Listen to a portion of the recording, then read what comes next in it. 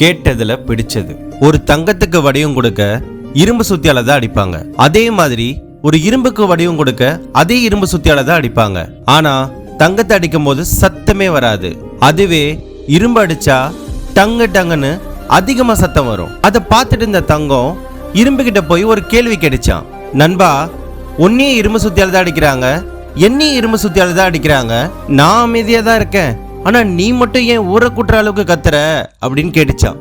அதுக்கு இரும்பு சொன்ன பதில் தான் லைஃபோட ரியாலிட்டியே.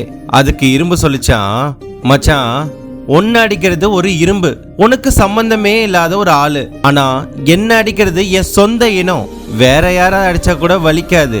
ஆனா நம்ம இனமே நம்மளை அடிக்கும் போதுதான் வலி தாங்காதுன்னு சொல்லிச்சான். வாழ்க்கையே அப்படிதாங்க. வெளியாட்கள் காயப்படுத்தியிருந்தா கூட தாங்கிக்கலாம். ஆனா நம்மளுக்குன்னு இருக்கிறவங்களே நம்மளை குத்தும் போதுதான் வலி உயிர் போற மாதிரி இருக்கும். இருங்க, இந்த மாதிரி லைஃப்ல நீங்களும் அனுபவிச்சிருக்கீங்களா? கமெண்ட்ல மென்ஷன் பண்ணிட்டு மறக்காம ஃபாலோ பண்ணுங்க.